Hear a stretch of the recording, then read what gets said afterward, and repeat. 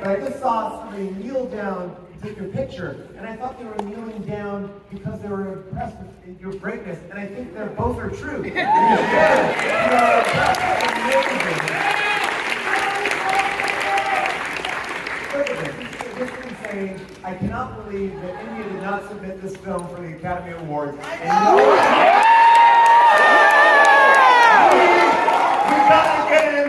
We just gotta get it in the other way.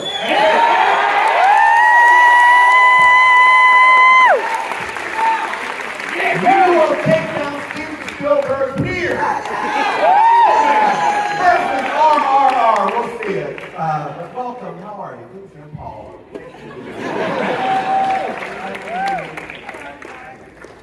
We're going to chat with you. We'll come to you for your questions.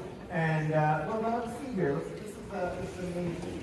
I'm so excited to see this. I mean, this is the first American screening that you've seen, right? Of this film, or am I wrong? If I'm wrong, it's why.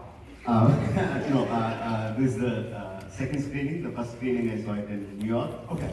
It's a smaller theater, but the big theater, big crowd. Yeah, Okay. This is amazing, right? Absolutely. More than that.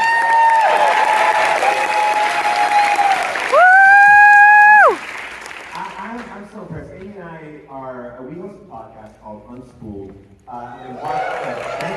And we watch a lot of classic great movies. And when we saw this movie, we said, well, we have to do an episode on this movie because it's an automatic classic. It blew me away, and it blew me away on a small screen because I watched it on Netflix because that's where I saw it the first time. And to see it here, I mean, this is the only place to see it. You know,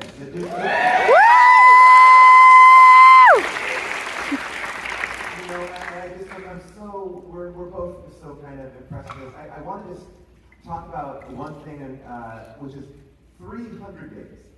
It took you to make this movie, right? Yeah, that's 300 days. 323. What is that like? Like that's a marathon. How do you approach this? Like I want to understand like on day one, how do you go? All right, that's it. Yeah, I mean, we take an episode by episode, schedule by schedule. We don't plan everything at once. We plan, for example, if Beam's introduction is there, that's the only thing we plan. We plan for it, shoot for 15 days, 20 days, whatever it is. Then take a break, prepare for the next episode, and shoot it. So we don't shoot it at one go, but this we shot it for a period of 1.5 years. You take out the COVID rights. So yeah, that's how we we shot this during COVID too? No. Give them all the awards. That's amazing. No, everyone's freaking out about Tom Cruise. They did that 2 years before COVID.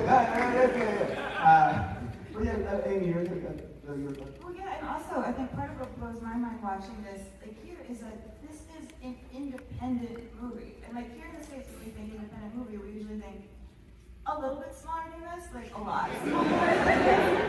Like you have your team found money. That means this is a movie where you're in complete control. You don't have anybody telling you no. You just have your ability to say yes. Is that true? Is there a limit to how many yeses you can say? Yeah, I mean, yes, we. All I can say is yes.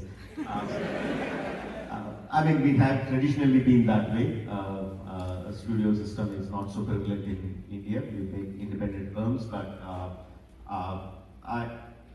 I always wanted to be adventurous. I always started pushing a little bit more than the market, pushing my budgets more than the market. So my previous films, Bahubali, were the biggest.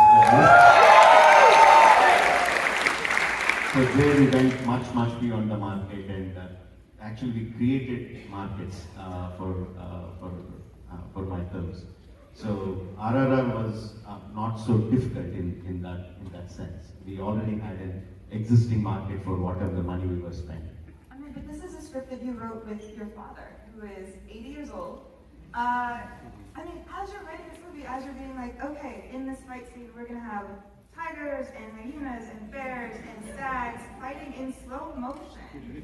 Are you ever thinking like, maybe this is a bit much, we should scale it back a little? No, never.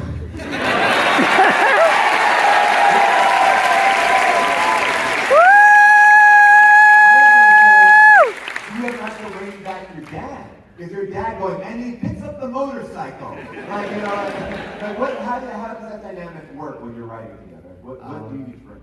I mean, how we work is that I create those insane moments, crazy moments, but my dad understands that to create that kind of crazy moment, there has to be an emotional basement, right, to build these crazy moments. So I create the crazy moments. He builds a thread which ties all things together and also a basement for all of these things to stand together. So I create the moments, he creates the story. And a little bit more information about your dad. I learned that he recently just got nominated to be on the parliament in India. Like, he's now a government.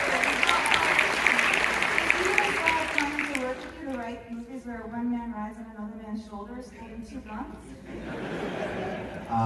Not a politician. He didn't join the politics, but he became a member of parliament on a special quota. He doesn't belong to any political party, but he loves doing some kind of service for the land that has given him so much. That's what he says, and he's a workaholic. He gets up 5 a.m. in the morning, and from the time he starts working, he never takes Sundays off, no holidays. He says, we want to go for a holiday. He says it's a waste of time. So from morning to evening, every day, He's mad when you take 24/7. those breaks, when you take those breaks in this movie, he's mad at him. Keep on going. I mean, he writes so many movies, not just for my movies. He's the top writer in the country, so he writes for many other movies as well. Well, this is the question I have. Obviously, this is not your first film. You are a giant director. You've had tons of blockbusters, each one of them a giant hit. So this is not new that you see people loving your work, but it is interesting that this is the movie that kind of breaks through in a way that, what do you attribute to this movie breaking through here? I think a lot of people I've talked to that, did you see this one? Did you see this one? And tomorrow there's a 10-hour screening of all and it was like, oh, yes, it has to be this.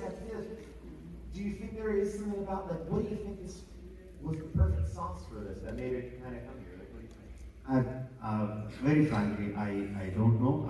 I mean, I make films for Indian sensibilities. I know how Indian sensibilities work. That's how I grew up.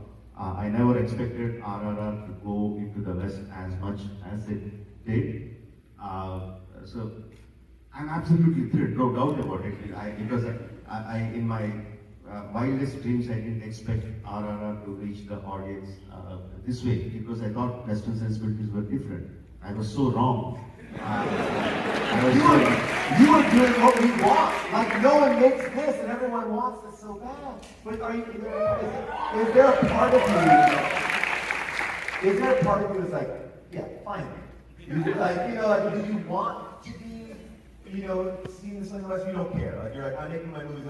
I'm making blockbusters that are giant, and I have my audience. Do you care to kind of get over here and have a hit here as well?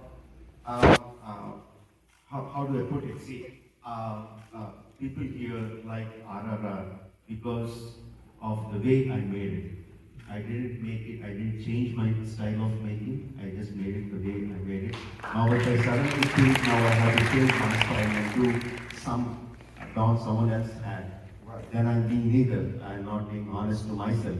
So I have to make the films that I make that are to my sensibilities and take them to the Western audiences.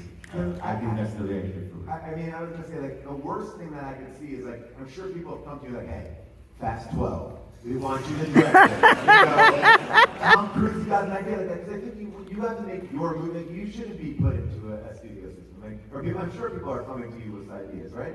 Yeah, there are some ideas. No offense, I love the movies that you mentioned. And Tom Cruise. I do too.